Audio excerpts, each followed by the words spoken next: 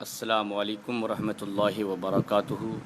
حامد و مصلیہ نحمدہ نصلی و نسلم علی رسولہ الکریم، اما بعد فاعوذ باللہ من الشیطان الرجیم، بسم اللہ الرحمن الرحیم۔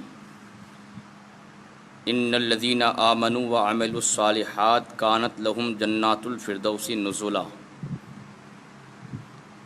صدق اللہ العظیم و صدق رسولہ النبی الامین الکریم، ونحن علی ذلک لمن الشاہدین والشاکرین والحمد للہ رب العالمین۔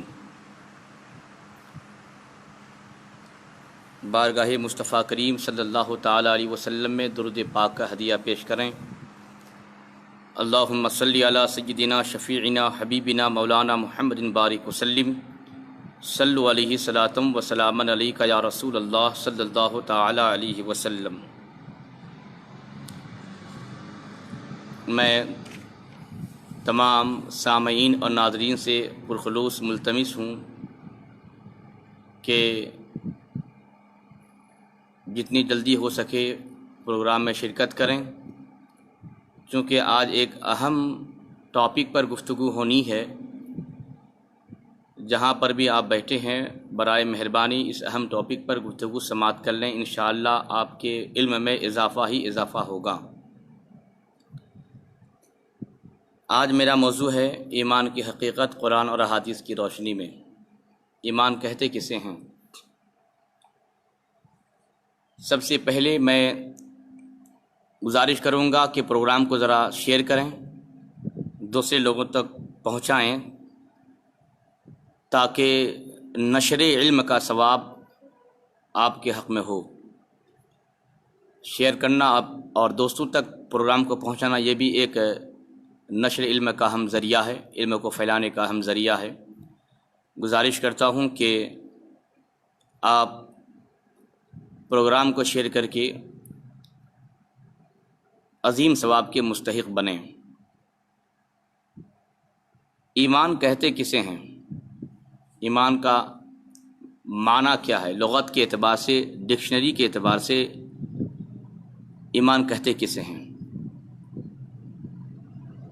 درس نظامی میں پڑھائی جانے والی ایک موقر کتاب جس کا نام شرح عقائد نصفی ہے، اور اس کتاب کے مصنف حضرت علامہ سعد الدین تفتازانی علیہ رحمہ و رضوان ہیں، جو ہماری جماعت کے ایک بڑی عظمت کے عالم دین ہیں۔ اور خوشی کی بات یہ ہے کہ یہ کتاب تمام مکاتب فکر کے مدرسوں میں پڑھائی جاتی ہے۔ عقائد کے معاملات میں یہ بنیادی کتاب ہے۔ اسی کتاب کے صفحہ نمبر 125 میں حضرت علامہ سعد الدین تفتازانی لغت کے اعتبار سے ایمان کا معنی بیان کرتے ہیں۔ الایمان فی اللغت التصدیق، اے اذعان حکم المخبر و قبولہ و جعلہ صادقہ، کہ ایمان لغت میں تصدیق کا نام ہے، یعنی خبر دینے والے کی بات کا یقین کر لینا اور اس کو مان لینا اور اس کو سچ قرار دینا۔ اب کس کو سچ قرار دینا؟ خبر کو بھی اور خبر دینے والے کو بھی۔ اور ظاہر سی بات ہے جب خبر دینے والے کو سچ قرار دے دیں گے آپ کہ وہ سچے ہیں اپنی خبر دینے میں، تو پھر خبر بھی سچی ہو جائے گی لازمی طور پر۔ حضرت علامہ سعد الدین تفتازانی رحمۃ اللہ تعالیٰ علیہ نے اسی کتاب کے صفحہ نمبر 126 میں ایمان کا شرعی معنی بیان فرمایا کہ شریعت کے اعتبار سے ایمان کا کیا معنی ہے۔ کہتے ہیں ان الایمان فی شرعی هو التصدیق بما جاء به من عند اللہ تعالی، اے تصدیق النبی بالقلب فی جمیع ما علم بالضرورت مجیئہ به من عند اللہ تعالی اجمالا، یعنی ایمان شریعت میں ان باتوں کی تصدیق کرنا ہے جن باتوں کو رسول اللہ صلی اللہ تعالی علیہ وسلم اللہ رب العزت کے پاس سے لائے، یعنی ان تمام باتوں میں اللہ کے مقدس نبی کی تصدیق کرنا ہے جن باتوں کے بارے میں یقینی طور پر معلوم ہو چکا ہے کہ اللہ کے نبی اللہ کے پاس سے لائے ہیں۔ تو اب شریعت کے اعتبار سے جو ایمان کا معنی بیان کیا گیا ہے تو اس حساب سے مرکز ایمان ذات مصطفیٰ ہے، یعنی نبی کی تصدیق کرنے کو ایمان کہتے ہیں۔ غالباً نہیں بلکہ یقیناً امام عشق و محبت اعلیٰ حضرت فاضل بریلوی نے ایمان کے شرعی معنی کو اپنے ایک شعر میں بیان کیا۔ اللہ کی سرتابہ قدم شان ہے یہ، انسان نہیں انسان وہ انسان ہے یہ، قرآن تو ایمان بتاتا ہے انہیں، ایمان یہ کہتا ہے میری جان ہے یہ۔ ذات مصطفیٰ ہی ایمان کی جان ہے، نبی کی تصدیق کرنے ہی کو ایمان کہتے ہیں، اور جس نے نبی کی تکذیب کر دی اس نے ایمان سے اپنے ہاتھ کو دھو بیٹھا۔ نبی پاک کی تصدیق کو ایمان کہتے ہیں۔ لیکن ایمان کی تعریف کے سلسلے میں، یہ تو میں نے لغوی اور شرعی معنی بیان کیا، اور شرعی معنی سے ایمان کی تعریف بھی بدستور معلوم ہو گئی، لیکن اس کے باوجود ایمان کی تعریف کے سلسلے میں بہت سارے مذاہب ہیں، جیسے کہ جمہوری محققین، محدثین، علماء، فقہاء، اور پھر فرقوں کے اعتبار سے فرقہ ناجیہ، فرقہ مرجئہ، فرقہ اسماعیلیہ جو شیعہ کی ایک شاخ ہے، اور رافضیہ، معتزلہ، اس طرح کے بہت سارے ایسے فرقے ہیں کہ جن لوگوں نے ایمان کی تعریف میں تباہ آزمائی کی ہے۔ غالباً بتائے جاتے ہیں کہ 5 مذاہب ہیں ایمان کی تعریف کے سلسلے میں، لیکن ان تمام تر مذاہب میں 2 مذہب قابل اعتبار ہے۔ پہلا مذہب جو ہے وہ بعض علماء اہل سنت کا ہے، اور یہ مذہب شمس الائمہ سرخسی اور فخر الاسلام بزدوی کا اختیار کردہ ہے، یعنی ان دونوں محققین نے اس مذہب کو چنا ہے، پسند کیا ہے۔ کیا مذہب ان لوگوں کا؟ کہ ایمان تصدیق اور اقرار کا مجموعہ ہے۔ تصدیق کہتے ہیں دل سے نبی کو سچا ماننا، اقرار کہتے ہیں زبان سے کلمہ طیبہ پڑھ لینا۔ تو ان حضرات کا، بعض علماء اہل سنت، شمس الائمہ سرخسی اور فخر الاسلام بزدوی، ان حضرات کا کہنا ہے کہ ایمان تصدیق اور اقرار کے مجموعے کو کہتے ہیں۔ لیکن دوسرا مذہب جمہور محققین کا ہے، جن میں ہم سبوں کی امام اعظم ابو حنیفہ بھی شامل ہیں، شیخ ابو منصور ماتوریدی بھی ہیں، ان حضرات کا اختیار کردہ ہے، اور شیخ ابو الحسن اشعری کا بھی یہ اختیار کردہ مذہب کیا ہے کہ ایمان فقط تصدیق قلبی کا نام ہے، یعنی دل سے نبی کو سچا ماننے کا نام ایمان ہے۔ ہاں، اقرار باللسان جو ہے یہ دنیا میں احکام جاری کرنے کے لیے شرط ہے، یعنی جب تک کہ آپ زبان سے اقرار نہیں کریں گے تو بات سمجھ میں نہیں آ پائے گی کہ آپ مومن ہیں کہ نہیں ہیں، مسلمان ہیں کہ نہیں ہیں۔ زبان سے اقرار کریں گے تبھی جا کر یہ بات معلوم ہوگی۔ پھر اس کے بعد بیاہ شادی کا مسئلہ ہے، نکاح کا مسئلہ ہے، انتقال کر جانے کے بعد تجہیز اور تکفین کا مسئلہ ہے۔ تو جب تک کہ آپ کے ایمان کے تعلق سے ہم سیٹسفائی نہیں ہو جائیں گے تو تب تک یہ کام انجام نہیں پائیں گے، ان کاموں کو انجام تک پہنچانا مشکل ہو جائے گا۔ اسی لیے زبان سے اقرار کرنا یہ شرط ہے، لیکن اس کے باوجود اگر کوئی آدمی دل سے اقرار کر لیا اور دل سے تصدیق کر لیا، زبان سے اقرار نہیں کیا، وہ عند اللہ مومن اور مسلمان ہوگا۔ علم میں ایک گھٹیا مذہب جو معتزلہ ہے، ان لوگوں کا کہنا ہے کہ ایمان تصدیق بالقلب، اقرار باللسان اور عمل بالارکان سب کے مجموعے کا نام ہے، اور ان لوگوں کے نزدیک اگر کوئی آدمی گناہ کبیرہ کر لیتا ہے تو وہ مومن نہیں رہتا۔ اچھا، مومن نہیں رہتا تو کوئی بات نہیں، کافر ہونا چاہیے، لیکن پاگل پندی ان کی یہ ہے کہ یہ کہتے ہیں کہ کافر بھی نہیں، یعنی ایمان اور کفر کے بیچ میں یہ فرقہ ایک نیا محل تعمیر کرتا ہے، جو شریعت طاہرہ کے بالکل خلاف ہے۔ اور رافضی جو فرقہ ہے یہ تو سب سے گھٹیا نکلا۔ ان کے نزدیک اگر کوئی آدمی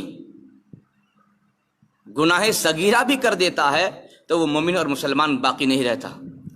لیکن تعجب یہ ہے کہ ان فرقے والوں کا جو امام ہوتا ہے وہ گناہی سے پیدا ہوتا، اور چھوٹا موٹا گناہ نہیں بلکہ گناہ کبیرہ سے پیدا ہوتا ہے۔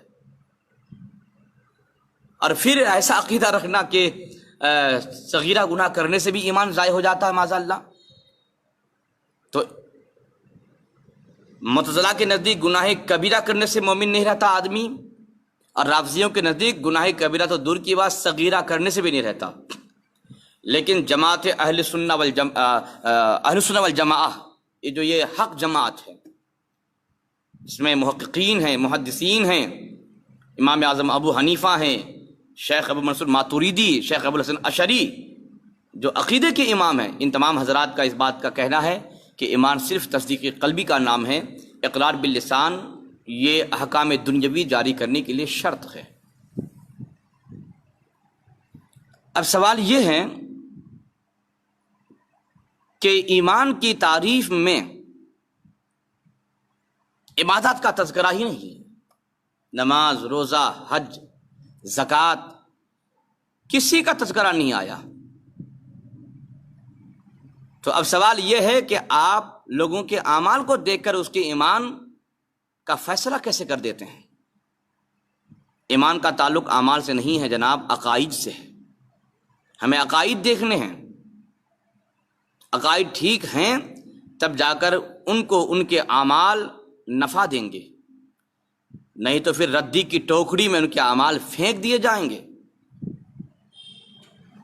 آج ہمارے زمانے میں لوگ اعمال کو دیکھ کر باولا ہو جاتے ہیں، فلانا کی نماز غضب کی ہے، ان کی انگلیوں میں تسبیح کے دانوں کا گھومنا غضب کا ہوتا ہے،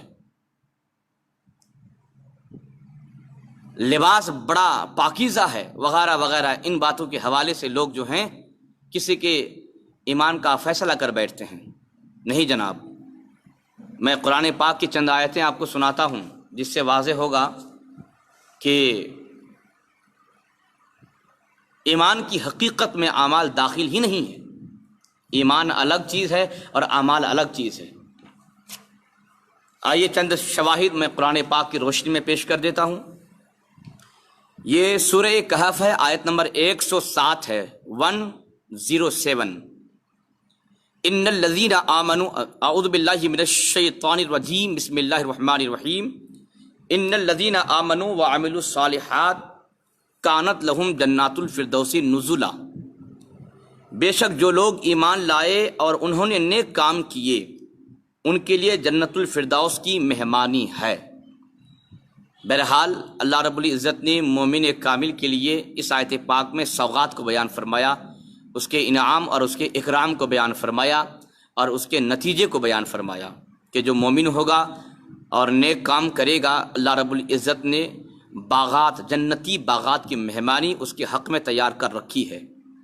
یہ الگ بات ہے، لیکن میں جس موضوع پر بات کر رہا ہوں وہ یہ ہے کہ ایمان کی حقیقت میں اعمال داخل نہیں۔ یہ بات ثابت کیسے ہوگی؟ یہ بات اس طور پر ثابت ہوگی کہ اللہ نے فرمایا ان الذین آمنوا وعملوا الصالحات۔ آمنوا وعملوا، تو آمنوا اور عملوا، آمنوا ایمان، عملوا اعمال، دونوں کے بیچ میں واو آیا۔ اور لائیو میں دیکھ رہا ہوں کہ بہت سارے علماء کرام بھی شریک ہیں، جانتے ہیں کہ واو حرف عطف ہے۔ یہ علمی بحث ہے، ذرا آپ بھی اگر عام آدمی ہیں تو سماعت کیجئے دھیان سے، تو آپ کے لیے سمجھنے میں آسانی ہو جائے گی انشاءاللہ۔ اس کو میں آسان کر رہا ہوں۔ واو حرف عطف ہے، اور حرف عطف جو ہے یہ مغایرت کو چاہتا ہے۔ اس کا کیا مطلب ہوتا ہے؟ اس کا مطلب یہ ہے کہ چند اشخاص کے درمیان، چند اشیاء کے درمیان اگر فرق پیدا کرنا ہو تو بیچ میں واو کو لے کر کے آتے ہیں۔ مثال کے طور پر 4-5 آدمی آئے تو ان کے نام کو الگ الگ کرنے کے لیے ہم کہیں گے حامد اور محمود اور کلیم اور سلیم وغیرہ وغیرہ، تو بیچ میں اور آتا، اسی اور کو عربی زبان میں واو سے تعبیر کرتے ہیں۔ تو واو جو ہے یہ دو شے کے درمیان مغایرت پیدا کرتا ہے، دونوں میں جدائیگی پیدا کرتا ہے، اور بتاتا ہے کہ واو سے جو پہلے ہے واو کے بعد میں داخل نہیں، اور واو کے جو بعد ہے وہ پہلے کی حقیقت میں داخل نہیں۔ تو ان الذین آمنوا وعملوا الصالحات، آمنو اور عملو کے بیچ میں واو آ کر کے بتا دیا کہ ایمان الگ چیز ہے اور اعمال الگ چیز ہے، اعمال ایمان کی حقیقت میں داخل نہیں ہے۔ اسی ضمن کی ایک اور آیت پاک سماعت کر لیجئے، یہ سورہ نحل کی آیت نمبر 97 آیت نمبر ہے۔ رب قدیر کا ارشاد پاک ہے، من عمل صالحا من ذکر او انثی وہو مؤمن فلنحینہ حیاتا طیبہ، جس نے نیک عمل کیے خواہ مرد ہو یا عورت، بشرطے کہ وہ مومن ہو تو ہم اس کو ضرور پاکیزہ زندگی کے ساتھ زندہ رکھیں گے۔ تو اس آیت پاک میں اللہ رب العزت نے کیا فرمایا؟ جس نے نیک عمل کیا، چاہے وہ مرد ہو چاہے وہ عورت ہو، خالی نیک عمل کرنے سے نہیں ہوتا، خالی نیک عمل کرنے والے کو اللہ پاکیزہ زندگی کے ساتھ زندہ نہیں رکھتا ہے، ہاں اس نیک عمل کے ساتھ ایمان کی شرط ہونا ضروری ہے، بشرطے کہ وہ مومن ہو۔ اس کا مطلب یہ ہوا آیت پاک کے تناظر میں ہم یہ کہہ سکتے ہیں کہ بہت لوگ ایسے بھی ہیں جو ایمان کی شرط کے بغیر بھی نیک کام کرتے ہیں۔ ہاں بہت سارے مشرکین ہیں، کفار ہیں جو اچھا کام کر دیتے ہیں، غریبوں کی مدد کرنا، ڈونیشن پیش کرنا، ڈونیٹ کرنا وغیرہ وغیرہ۔ تو حدیث پاک کے تناظر میں یہ مسئلہ بیان کیا گیا ہے کہ جب کوئی مشرک اگر نیک کام کرتا ہے تو اللہ تعالیٰ اس کو دنیا میں ہی بدلہ دے دیتا ہے، چلیے وہ الگ بات ہے۔ لیکن اتنی بات سمجھ میں آ گئی کہ نیک کام ہی کافی نہیں ہے، بلکہ نیک کام کے ساتھ ایمان کی شرط کا پایا جانا ضروری ہے، تبھی جا کر اللہ تعالیٰ اس کو ایک پاکیزہ زندگی کے ساتھ زندہ رکھے گا۔ مطلب کیا ہوا اس کا؟ مطلب نیک آدمی جب ایمان کی شرط کے ساتھ نیک کام کرتا ہے، نیک عمل کرتا ہے، تو اللہ تبارک و تعالیٰ اس کے مر جانے کے بعد بھی اس کی نیک نامی کو زندہ رکھتا ہے، اور اللہ تعالیٰ کے مشیت کے مطابق جب چاہے اللہ، جب تک چاہے، جہاں تک چاہے، جس وقت تک چاہے، اللہ اس کے نام کو زندہ رکھتا ہے۔ یہی مطلب ہے کہ ضرور ہم اس کو پاکیزہ زندگی کے ساتھ زندہ رکھیں گے، یہ بھی ایک وجہ ہے۔ اور ایک تفسیر یہ بھی ہے کہ جب تک وہ زندہ رہے گا اللہ تبارک و تعالیٰ اس کو ایک ستھری زندگی، ایک پاکیزہ زندگی نصیب فرمائے گا، اور بدنامی سے، بدعتواری سے اللہ تعالیٰ اس کو کوسوں دور رکھے گا۔ یہ الگ بات ہے، لیکن ہمارا دعویٰ کیا ہے کہ ایمان کی حقیقت میں اعمال داخل نہیں۔ وہ بات اس طرح ثابت ہوگی اس آیت پاک سے کہ نیک اعمال کے ساتھ اللہ رب العزت نے ایمان کی شرط رکھا، اور علماء جانتے ہیں کہ شرط مشروط سے خارج ہوتی ہے، شرط مشروط میں داخل نہیں۔ پتہ چلا کہ ایمان کی حقیقت میں، ایمان میں اعمال داخل نہیں ہیں۔ اسی ضمن کی ایک اور آیت پاک سماعت کر لیجئے، یہ آیت پاک سورہ طٰہٰ آیت نمبر 112 ہے۔ رب قدیر کا ارشاد پاک ہے، ومن عمل صالحا ومن يعمل من الصالحات وهو مؤمن فلا يخاف ظلما ولا هضما، اور جس نے نیک کام کیے بشرطے کہ وہ مومن ہو تو اس کو ظلم کا خوف ہوگا نہ کسی نقصان کا، یعنی وہ آدمی ظلم اور نقصان سے خوف نہیں کرے گا۔ تو پتہ چلا کہ اس آیت پاک میں بھی اللہ رب العزت نے ایمان کی شرط لگایا ہے، جس نے نیک کام کیے بشرطے کہ وہ مومن ہو۔ تو ہر نیک کام کرنے والے کو اللہ یہ تمغہ عطا نہیں فرماتا کہ اس کو ظلم سے بھی خوف نہ ہو اور کسی نقصان کا اسے خوف نہ ہو، ایسا نہیں۔ وہ آدمی جو نیک کام کرتا ہو اور مومن کامل ہو یا مومن ہو، ایمان کی شرط موجود ہو، تب جا کر اللہ تعالیٰ اس کو یہ طاقت عطا فرماتا ہے کہ وہ کسی ظلم سے خوف نہیں کھاتا اور کسی نقصان سے ڈرتا نہیں ہے۔ اس آیت پاک میں بھی اللہ رب العزت نے ایمان کو شرط قرار دیا ہے نیک اعمال کی مقبولیت کے لیے۔ تو پتہ چلا کہ ایمان الگ چیز ہے اور اعمال الگ چیز ہے۔ یاد رہے یہ جو فرقہ معتزلہ ہے، ان لوگوں کا جو کہنا ہے کہ گناہ کبیرہ کرنے سے آدمی مومن باقی نہیں رہتا، تو ان لوگوں کے مطابق جو گناہ کبیرہ کرتے ہیں وہ مومن نہیں ہیں، حالانکہ قرآن پاک میں بے شمار ایسی آیات ہیں کہ جن آیات میں اللہ رب العزت نے گناہ کبیرہ کے مرتکب کو لفظ ایمان کا خطاب عطا فرمایا ہے۔ میں معتزلیوں کے رد کے طور پر اور اپنے عقیدے کو مزید ثابت کرنے کے طور پر چند آیات پیش کرتا ہوں۔ دیکھیے، یہ سورہ بقرہ شریف ہے، آیت نمبر 178 ہے، 178۔ اللہ رب العزت کا ارشاد پاک ہے، یا ایھا الذین آمنوا کتب علیکم القصاص فی القتل، اے ایمان والو تم پر ان کا بدلہ فرض کیا گیا جن کو ناحق قتل کیا گیا۔ ظاہر سی بات ہے کسی مومن مسلمان بھائی کو ناحق قتل کرنا گناہ کبیرہ ہے۔ ہاں، اگر مومن سمجھ کر قتل کرے تو کفر ہے، یعنی یہ سمجھے کہ یہ مومن ہے اس لیے قتل کر رہا ہوں تو کفر ہو جائے گا۔ ہاں، اور اگر ناحق دنیاوی کسی معاملات کی بنیاد پر ناحق ایک مومن نے دوسرے مومن کو قتل کر دیا تو یہ گناہ کبیرہ ہے۔ اللہ رب العزت نے قاتل کو، جو گناہ کبیرہ کا مرتکب ہے، قاتل ہے، قاتل کو اللہ نے اس آیت پاک میں کیا فرمایا؟ یا ایھا الذین آمنو، اے ایمان والو تم پر قصاص فرض کیا گیا، بدلہ فرض کیا گیا۔ تو بدلہ کس پر فرض ہوتا ہے؟ یہ قاتل پر ہوتا ہے۔ قاتل تو گناہ کبیرہ کا مرتکب ہوا، تو پتہ چلا کہ گناہ کبیرہ کرنے سے آدمی کافر نہیں ہوتا بلکہ وہ مومن باقی رہتا ہے۔ اللہ رب العزت نے اس کو ایمان کا خطاب بھی دیا یہاں پر۔ اس سے معلوم ہوا کہ جو معتزلیوں کا عقیدہ ہے یہ عقیدہ باطل ہے۔ اور دوسری آیت پاک اسی ضمن میں، یہ سورہ حجرات ہے اور آیت نمبر 9 ہے۔ رب قدیر کا ارشاد پاک ہے، وَإِن طَائِفَتَانِ مِنَ الْمُؤْمِنِينَ اقْتَتَلُوا فَأَصْلِحُوا بَيْنَهُمَا، اگر ایمان والوں کی دو جماعتیں آپس میں قتال کریں تو اس میں صلح کر دو۔ ایک معاشرے کے اصلاح کے طور پر چونکہ یہاں ایک بات ابھر کے سامنے آتی ہے اس لیے عرض کر دیتا ہوں، ہمارے معاشرے میں اگر مسلمانوں کا دو قبیلہ کہہ دیجئے یا دو گھرانہ کہہ دیجئے یا دو خاندان کہہ دیجئے، کسی بات پر اگر الجھ جاتے ہیں تو تیسرا آدمی بڑھیا انداز میں تباہ آزمائی کرتا ہے اور دونوں کو بھڑکانے میں اچھا رول ادا کرتا ہے۔ معمولی جھگڑے کو ایک بڑی لڑائی میں تبدیل کرنے میں اپنی پوری ذہنی قوت کو جھونک دیتا ہے۔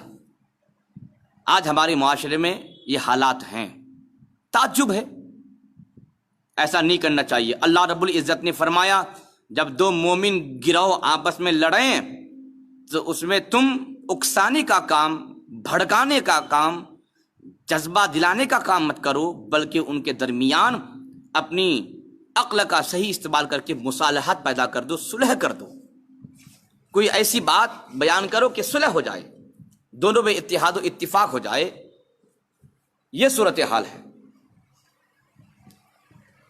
لیکن اس کے خلاف ہمارے معاشرے میں کیا جاتا ہے، بلکہ اگر لڑائی کی صورت نہ بھی ہو تو لڑائی پیدا کر دی جاتی ہے۔ ایسا نہ کریں، اس سے کیا ہوگا؟ اللہ رب العزت کی ناراضگی آپ کے حق میں آئے گی، پھر آپ تباہ اور برباد ہوں گے۔ اس لیے لوگوں میں اتفاق اور اتحاد قائم کیجیے۔ اگر کوئی آدمی آپ سے لڑنے کے لیے آئے تو آپ خندہ پیشانی سے اس کا استقبال کیجیے۔ مجھے امید ہے کہ انشاءاللہ قدیر وہ آپ سے لڑے گا نہیں بلکہ گلے مل کر کے واپس جائے گا۔ بہرحال یہ الگ سی بات تھی جو اصلاح معاشرہ کی ضمن کی تھی تو میں نے بیان کر دیا، لیکن میرا دعویٰ وہ یہ ہے کہ گناہ کبیرہ کا مرتکب جو ہوتا ہے وہ کافر نہیں ہوتا بلکہ وہ مومن باقی رہتا ہے۔ اب آئے سماعت کریں، اللہ نے کیا فرمایا کہ دو مومن گروہ جب آپس میں لڑیں تو صلح پیدا کر دو۔ ظاہر سی بات ہے دونوں میں سے ایک حق پر ہوگا اور ایک غلط پر ہوگا، اور جو فرقہ غلط پر ہے اس کو تو بتقاضے بشری مان لینا تھا، بھائی میں غلط پر ہوں، چلو معاملہ ختم کرو، ڈسمس کرو، اور جھگڑنے کی ضرورت نہیں۔ لیکن غلط پر رہ کر کے وہ مومن بھائی کے ساتھ لڑ رہا ہے، یہ بھی بڑا گناہ ہے، گناہ کبیرہ ہے۔ اور اللہ رب العزت نے دونوں کو مومن میں شامل فرمایا، پتہ چلا گناہ کبیرہ کا مرتکب بھی وہ مومن باقی رہتا ہے۔ تیسری آیت پاک ہے سورہ تحریم کی، رب ارشاد فرماتا یا ایھا الذین آمنوا توبوا الی اللہ توبۃ نصوحا، اے ایمان والو اللہ کی طرف خالص توبہ کرو، سچی توبہ کرو۔ اللہ رب العزت کی بارگاہ میں سچی توبہ کرو، خالص توبہ کرو۔ آپ جانتے ہیں کہ گناہ صغائر کے لیے توبہ نہیں ہے، بہرحال توبہ کر دے تو جائز ہے، اس میں کوئی حرج نہیں ہے۔ مطلب یہ ہے کہ گناہ صغیرہ جو ہے بغیر توبہ کے بھی معاف ہو جاتے ہیں دیگر نیک کام کے ذریعہ سے، جیسا کہ آدمی نے اعضائے جسمانیہ سے کچھ گناہ صغیرہ کیا تھا، آیا وضو کرنے کے لیے، اللہ رب العزت وضو کے پانی کے ساتھ ساتھ اس کے گناہوں کو دھل دیتا ہے۔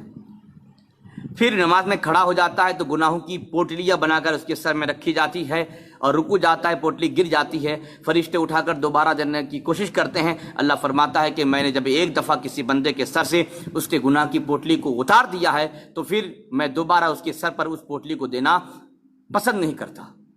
تو اس طریقے کی باتیں ہیں کہ اللہ رب العزت جو ہے نیک کاموں کی بنیاد پر گناہ صغائر کو معاف کر دیتا ہے۔ ہاں، گناہ کبیرہ جو ہے بغیر توبہ کے معاف نہیں ہوتا۔ تو اللہ رب العزت نے یہاں کیا فرمایا؟ اے ایمان والو اللہ کی طرف خالص توبہ کرو۔ تو گناہ کبیرہ کے مرتکبین کو اللہ نے یہاں پر یا ایھا الذین آمنوا کا خطاب دیا، تو پتہ چلا کہ گناہ کبیرہ کرنے کے بعد بھی مومن آدمی باقی رہتا ہے۔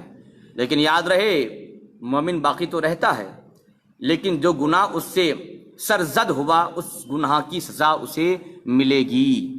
ہاں، اللہ کے ذمہ کرم پر ہے، اگر معاف فرما دے تو یہ اللہ تعالیٰ کا احسان کرم ہوگا، لیکن عدل و انصاف کا ترازو اگر آپ کے سر رکھ دیا جائے تو پھر آپ عذاب سے بچ نہیں پائیں گے، اور اس گناہ کی سزا آپ کو بہر صورت بھگتنی پڑے گی۔ لیکن بالآخر آپ مومن رہیں گے، ایک دن آپ کو جنت ضرور ملے گی۔ حدیث پاک کے ذریعہ سے بھی میں اس بات کو ذرا اور مزین کر دوں۔ یہ مسلم شریف کی حدیث پاک ہے، جلد نمبر 1 ہے، صفحہ نمبر 27 ہے، اور یہ حضرت فاروق اعظم سے مروی ہے اور حدیث جبریل کے نام سے بہت مشہور ہے۔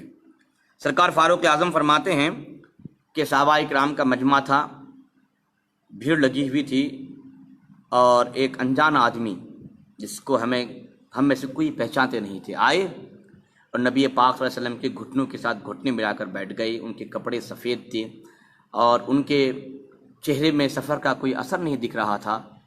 پھر تعجب کی بات یہ کہ ہم میں سے کوئی پہچانتے نہیں تھے، اس کا مطلب یہ ہوا کہ ہمارے علاقے کے تھے ہی نہیں، دور دراز سے آئے ہیں۔ جب دور دراز سے آئے ہیں تو پھر مسافر ہیں تو پھر ان کے چہرے پر سفر کے آثار ہونا چاہیے، وہ بھی نہیں۔ کپڑے جو ہیں آلودہ ہونا چاہیے، وہ بھی نہیں۔ کپڑا سفید، چہرہ صاف، پھر ہم میں سے کوئی پہچانتے نہیں بھی۔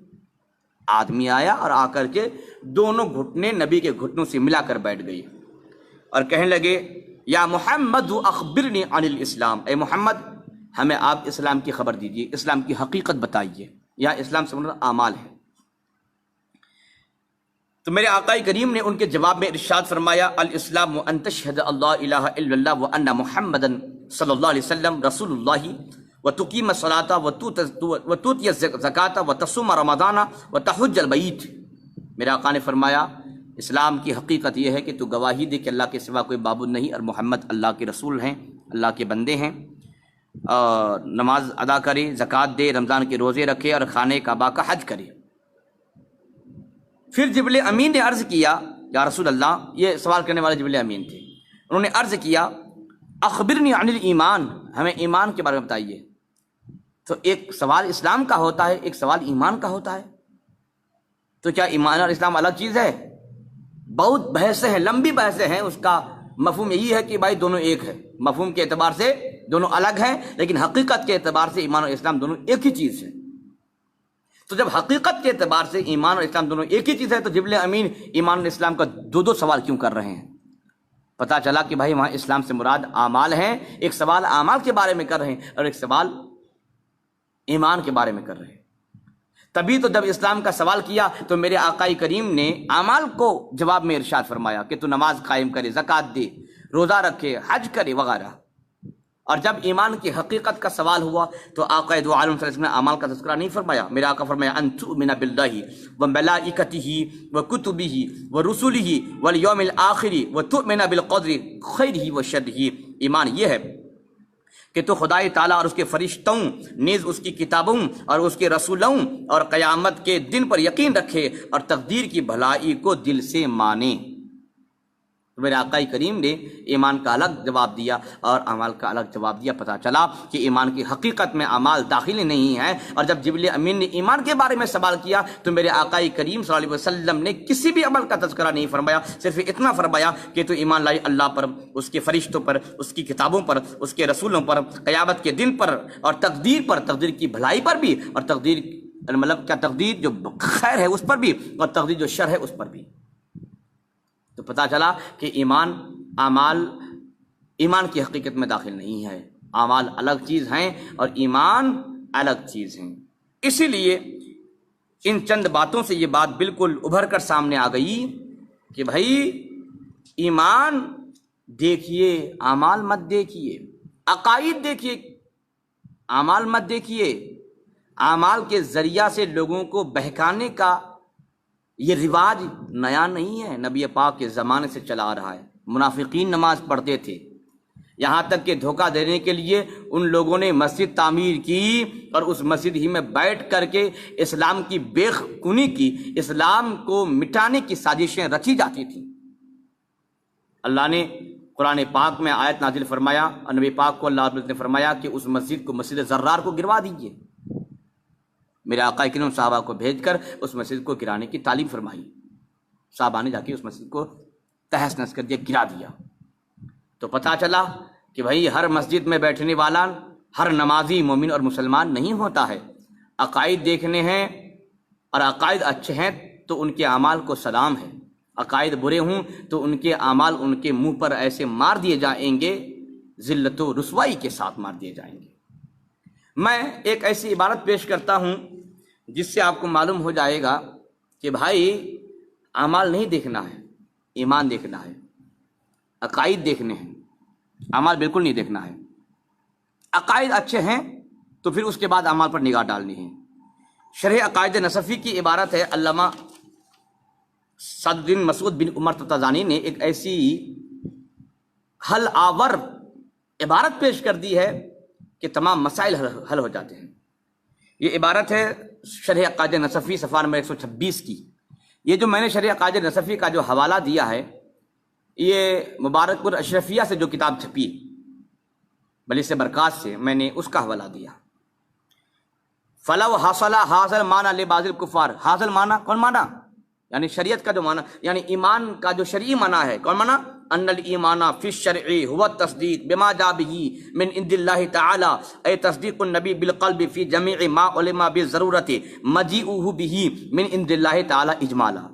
یہ معنی فلو حصل حاصل معنی لبعض الکفار کانا اطلاق اسم الکافر علیہ من جہت ان علیہ شیئا من امارات التکذیب والانکار، کما فرضنا ان احدا صدق بجميع ما جاء به النبي علیہ السلام وسلمه واقر به وعمل ومع ذلك شد الزنار بالاختیار او سجد للصنم بالاختیار نجعله كافرا لما ان النبي علیہ السلام جعل ذلك علامت التکذیب والانکار۔ اس بات کا پہلے ترجمہ سن لیجئے، اس کے بعد اس کا مطلب میں آپ کو سمجھاتا ہوں۔ تو اگر یہ معنی یعنی ایمان کا شرعی معنی کسی کافر کو حاصل ہو تو اس پر کافر کا اطلاق اس وجہ سے ہوگا کہ اس پر تکذیب اور انکار کی کوئی علامت ہوگی۔ جیسا کہ ہم فرض کریں کہ ایک شخص نبی دو عالم صلی اللہ علیہ وسلم کی لائی ہوئی تمام باتوں کی تصدیق بھی کرتا ہے، اقرار بھی کرتا ہے، اس پر عمل بھی کرتا ہے، لیکن اتنا اگر کوئی کر لیا تو مومن ہو گیا۔ اگر کوئی آدمی نبی کی لائی ہوئی تمام باتوں کی تصدیق بھی کیا، زبان سے اقرار بھی کیا، اس پر عمل بھی کیا، مومن مسلمان۔ نہیں، ہم ایسے چپ نہیں رہیں گے، اس کے بعد کے اعمال بھی دیکھیں گے، وہ کر کیا رہا ہے۔ کوئی ایسا کام تو نہیں کر رہا ہے جو اس تصدیق کا مخالف ہو، اس تصدیق کا اس میں انکار ہو۔ سنیں، کہتے ہیں جیسا کہ ہم نے فرض کیا کہ کوئی آدمی ہے جس نے نبی پاک کی لائی ہوئی تمام باتوں کی تصدیق کیا، اس کا اقرار بھی کیا، اس پر عمل بھی کیا، لیکن اس کے باوجود وہ زنار بھی باندھتا ہے۔ زنار جو ہندو لوگ یہاں باندھتے ہیں، ایک دھاگا، وہ زنار بھی باندھتا ہے اپنے اختیار سے، ایسا بھی نہیں ہے کہ وہ ان پڑھ ہے، نامعلوم ہے، ایسا بھی نہیں، جانتا ہے اختیار سے، اپنے اختیار سے، پسند سے زنار بھی باندھتا ہے، بت کو سجدہ بھی کرتا ہے، تو اب کیا اس کو مومن کہیں گے آپ؟ نہیں، ہم اس کو کافر قرار دیں گے اگرچہ اس نے نبی کی لائی ہوئی تمام باتوں کو تصدیق کیا، باتوں کی تصدیق کیا، اقرار بھی کیا، عمل بھی کیا، لیکن اس نے کچھ ایسا کام کیا جو اس تصدیق کا اس میں انکار ہے، کیونکہ قرآن پاک میں زنار کو، بتوں کے سجدے کو کفر کی علامت قرار دیا ہے، اس لیے کہتے ہیں اب ہم اس کو کافر قرار دیں گے کیونکہ میرے آقا نے ان چیزوں کو تکذیب اور انکار کی علامت قرار دیا ہے۔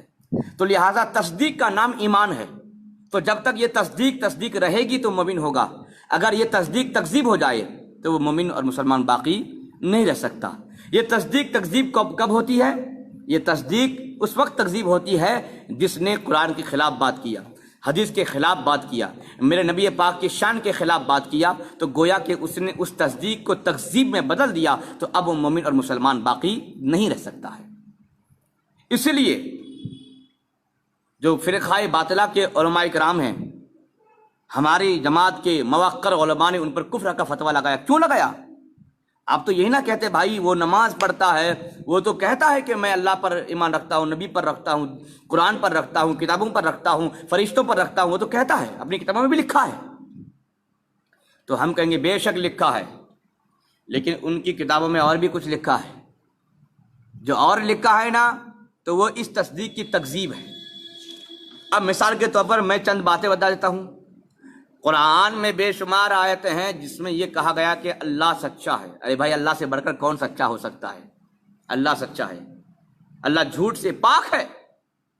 ہم نے اس کو مان لیا، ہم مومن ہیں، ہم نے اس کی تصدیق کی، ہم مومن ہیں۔ اب اگر کوئی آدمی کہے کہ اللہ جھوٹ بول سکتا ہے تو اس نے تصدیق کو تکذیب میں بدل دیا۔ اب اس کی نمازیں، اس کے روزے، اس کی نیکیاں کچھ کام کی نہیں، اس نے ایسی جب بات کیا وہ کافر ہو گیا۔ جیسا کہ رشید احمد گنگوہی نے براہین قاطعہ میں لکھا ہے کہ اللہ تعالیٰ جھوٹ بول سکتا ہے معاذ اللہ، تو اس کا تمام کیا دھڑا پر پانی پھر گیا، اس کی تصدیق تکذیب میں بدل گئی، اب مومن نہ رہا، وہ کافر ہو گیا۔ ویسے ہی اللہ تبارک و تعالیٰ زمانہ اور جہت سے پاک ہے، زمان، مکان، جہت سے پاک ہے۔ کوئی یہ نہیں کہہ سکتا کہ اللہ تعالیٰ کل رحیم تھا آج رحیم نہیں ہے، معاذ اللہ۔ اللہ تعالیٰ کل آسمان میں بیٹھا تھا آج زمین میں آیا ہے، معاذ اللہ۔ اللہ تعالیٰ کل پورب میں تھا آج پچھم میں آئے گا، معاذ اللہ۔ جہت سے، مکان سے، زمان سے اللہ پاک ہے۔ لیکن اسماعیل دہلوی نے ایذاء الحق کے صفحہ نمبر 35 اور 36 میں لکھا کہ اللہ تعالیٰ زمان اور مکان اور جہت سے پاک نہیں ہے۔ تو گویا کہ جو اس نے پہلے تصدیق کیا تھا، یہ کہہ کر کے تصدیق کو تکذیب میں بدل دیا، اب مسلمان نہ رہا۔ اللہ رب العزت نے انبیاء کرام کو معصوم بنایا ہے، معصوم عن الخطا ہے، اس بات پر تمام امت مسلمہ کا اتفاق ہے۔ لیکن قاسم نانوتوی نے تصفیۃ العقائد میں لکھا کہ انبیاء علیہ السلام جھوٹ سے معصوم نہیں، تو جو نبی کی وہ تصدیق کیا تھا اب وہ نبی کی تکذیب کر گیا، مومن مسلمان باقی نہ رہا۔ ویسے ہی قرآن پاک میں جا بجا اور احادیث میں جا بجا میلاد النبی کو سنت الہی، سنت انبیاء، سنت رسول، سنت صحابہ ثابت کیا گیا ہے۔ لیکن رشید احمد گنگوہی فتویٰ رشیدیہ کے جلد 2 صفحہ نمبر 30 میں کیا لکھا کہ میلاد منانا ناجائز ہے۔ تو جس چیز کو اللہ نے حلال کیا اس چیز کو یہ حرام کر رہا ہے۔ اللہ کے حلال کردہ چیز کو حرام کرنا کفر ہے، اب بندہ یہ کافر ہو گیا، مسلمان نہ رہا۔ رسول کے حکم پر چلنا اور رسول کی اطاعت کرنا یہ فرض ہے اور قرآن پر عمل ہے۔ یا ایھا الذین آمنوا اطیعوا اللہ واطیعوا الرسول، اے ایمان والو اللہ اور اس کے اللہ کی اطاعت کرو اور رسول کی اطاعت کرو، صاف ہے۔ لیکن اسماعیل دہلوی تقویۃ الایمان کے صفحہ نمبر 13-14 میں لکھتا ہے کہ رسول کے حکم پر چلنا اور اطاعت کرنا شرک ہے، معاذ اللہ۔ تو قرآن پاک کی جس آیت میں اللہ نے نبی کی اطاعت کی تعلیم فرمائی ہے تو اس آیت کے خلاف اس نے عقیدہ بیان کیا۔ اللہ فرماتا ہے کرو نبی کی اطاعت، یہ اس کو شرک کہہ دیا۔ تو یہ جنگ کس سے ہے؟ اللہ سے جنگ، معاذ اللہ، اللہ کی بات کو جھٹلا رہا ہے جناب۔ تو اب جو تصدیق کیا تھا اس کی تصدیق باقی نہ رہی، اس کی تصدیق تکذیب میں بدل گئی۔ اب مومن مسلمان باقی نہ رہا، کافر ہو گیا۔ ویسے ہی قرآن پاک میں جا بجا اللہ رب العزت نے نبی کی شفاعت کا تذکرہ فرمایا، لیکن ابن عبد الوہاب نجدی کشف الشبہات کے صفحہ نمبر 36 میں کیا لکھا؟ نبی سے شفاعت طلب کرنا کفر ہے، واجب القتل ہے، معاذ اللہ معاذ اللہ۔ بے شمار احادیث میں، بے شمار آیات میں شفاعت کے تذکرے ہیں، شفاعت برحق ہے، لیکن اس کے باوجود ابن عبد الوہاب نجدی، وہابیوں کا سب سے بڑا مولوی، بلکہ وہابیوں کا فاؤنڈر، اس نے کیا کہا؟ اس نے کہا کہ کفر ہے اور واجب القتل، جس نے نبی پاک سے شفاعت مانگ لی کافر ہو گیا، اور اس کو مار دو، معاذ اللہ معاذ اللہ معاذ اللہ۔ ایک مومن کو کافر کہنا، جو کافر کہا وہ خود کافر ہو جائے گا۔ اور پھر اس کے بعد قرآن اور احادیث کو اس نے جھٹلایا، تب مومن ابن عبد الوہاب باقی نہ رہا۔ جب اس کا باپ مومن مسلمان باقی نہ رہا تو یہ چیلے چپاٹے کا کیا مسئلہ ہوگا؟ معاذ اللہ، نبی مر کر مٹی میں مل گئے۔ قرآن پاک سورہ کہف آیت نمبر 18 ہے، رب فرماتا وَتَحْسَبُهُمْ أَيْقَاظًا وَهُمْ رُقُودٌ، تم انہیں بیدار سمجھتے ہو حالانکہ وہ سو رہے ہیں۔ اصحاب کہف کو اللہ نے سوتا ہوا فرمایا، مردے سوتے نہیں ہیں، زندہ سوتے ہیں۔ اصحاب کہف کی جب زندگی کا یہ عالم ہے، بے شمار احادیث میں میرے آقا نے فرمایا کہ اللہ نے انبیاء کے جسم کو مٹی پر حرام کر دیا، مٹی نہیں کھا سکتی ہے، تو قرآن اور حدیث کے خلاف اس نے عقیدہ جنم دیا، کہا کہ نبی مر کر مٹی میں مل گئی، معاذ اللہ۔ یہ کون جناب ہے؟ اسماعیل جہلوی، تقویۃ الایمان کے صفحہ نمبر 60 میں لکھا، معاذ اللہ۔ تو اب جو اس کی تصدیق تھی اس کی تصدیق واقع نہ رہی، اس کی تصدیق تکذیب میں بدل گئی، اب وہ آدمی کافر ہو گیا۔ ویسے ہی قرآن پاک میں جا بجا اللہ رب العزت نے نبی پاک کو خاتم النبیین فرمایا، ما کان محمد ابا احد من رجالکم ولکن رسول اللہ و خاتم النبیین، قرآن پاک کی آیت پاک ہے۔ اللہ رب العزت نے نبی پاک کو آخری نبی فرمایا، لیکن اسماعیل قاسم نانوتوی تحذیر الناس کے صفحہ نمبر 3 میں کیا لکھا کہ نبی کہ محمد صلی اللہ علیہ وسلم آخری نبی نہیں ہے، کوئی نبی اور پیدا ہو سکتا ہے، معاذ اللہ۔ تو اس نے قرآن کے خلاف عقیدہ جنم دیا۔ ایمان کہتے ہیں اللہ کے نبی اللہ کے پاس سے جو لائے ہیں ان کو سچ ماننا۔ اللہ کے نبی اللہ کے پاس سے قرآن بھی لائے، حدیث بھی لے کر آئے ہیں، اور اس نے اس کو جھوٹا قرار دے دیا۔ قرآن کہتا ہے نبی آخری ہیں، اب کوئی نبی آنے والے نہیں، اور قاسم نانوتوی کہتا ہے کہ نبی آخری نبی نہیں، تو قرآن کے خلاف ہوا۔ جو تصدیق اس نے کیا تھا، ایسی بات کتاب میں لکھنے کی وجہ سے وہ تصدیق تکذیب میں بدل گئی، اب مومن مسلمان باقی نہ رہا، کافر ہو گیا۔ ویسے ہی قرآن پاک کی بے شمار آیات پاک ہیں کہ جس میں بتایا گیا ہے کہ اللہ نے اپنے بندوں کو، چہیتوں کو غیب کا علم عطا فرمایا، فلا یظہر علی غیبہ احدا الا من ارتضی من رسول، اللہ اپنے غیب پر کسی کو مسلط نہیں کرتا ہے مگر اپنے رسول میں جسے چن لے۔ لیکن جناب اشرف علی تھانوی حفظ الایمان کے صفحہ نمبر 7 میں لکھتا ہے کہ نبی کو علم غیب نہیں، نبی کا علم تو جانوروں کے علم کے برابر ہے۔ بولیے معاذ اللہ معاذ اللہ۔ تو اس نے قرآن پاک کے خلاف عقیدہ دیا۔ پتہ چلا کہ اللہ رب العزت کی بات کے خلاف اس نے بات بیان کیا ہے، تصدیق تکذیب بدل گئی، کافر ہو گیا، وغیرہ وغیرہ۔ اس طرح کی بہت سارے ان لوگوں کے عقیدے ہیں۔ تو میں نے شرح عقائد نصفی کی جو عبارت آپ کو سنائی ہے اس کو آپ زندگی پر یاد رکھیے، تو کسی کے لیے بھی ان کٹھن حالات میں فیصلہ کرنا کٹھن نہیں ہوگا بلکہ آسان ہو جائے گا۔ ہمیں یہ دیکھنا ہے، خالی ہم ان کی تصدیق نہیں دیکھیں گے، ان کی تصدیق کے ساتھ ساتھ ہم ان کے اعمال کو دیکھیں گے اور ان کے کردار کو دیکھیں گے، ان کی زبان کو دیکھیں گے، اس کے قلم کو دیکھیں گے، اس کی تقریر کو دیکھیں گے کہ بھائی کہیں تو اس نے تکذیب اور انکار کے جو علامات ہیں اس کو کر تو نہیں بیٹھا، اگر کر بیٹھا ہے تو پھر مومن مسلمان باقی نہیں رہ پائے گا۔ یاد رکھیں کہ تصدیق کے ساتھ ساتھ اس تصدیق کو بچانا ضروری ہے۔ وہ تصدیق بچی رہے گی تو مومن باقی رہیں گے، تصدیق نہیں بچی رہے گی تو پھر آپ مومن باقی نہیں رہ پائیں گے۔ کون سی تصدیق؟ اس بات کی تصدیق کہ نبی پاک اللہ کے پاس سے جو بھی لے کر آئے ہیں سب سچ ہے، دل سے ماننا، اسی کا نام ایمان ہے۔ اللہ کی سرتابہ قدم شان ہے یہ، انسان نہیں انسان، وہ انسان ہے یہ۔ قرآن تو ایمان بتاتا ہے انہیں ہمارے حضور، قرآن تو ایمان بتاتا ہے انہیں، ایمان یہ کہتا ہے میری جان ہے یہ۔ السلام علیکم ورحمۃ اللہ وبرکاتہ۔ دعا کر دیجئے کہ جتنے لوگ شریک ہوئے اللہ تعالیٰ تمام حضرات کی شرکت کو اپنی بارگاہ میں قبول کرے اور رمضان کی بے شمار برکات سے تمام لوگوں کو مالا مال فرمائے اور بیماروں کو شفا عطا فرمائے، کرونا وائرس سے تمام مسلمانوں کی حفاظت کرے، اور مدارس ابھی چونکہ قسم پرسی کے عالم میں ہیں تو اللہ تبارک و تعالیٰ تمام مومنوں کے دلوں کو مدارس کی طرف مائل کر دے اور اپنے زکوٰۃ، صدقات اور ذاتی رقم سے مدارس کا خوب خیال رکھنے کی توفیق رفیق عطا فرمائے۔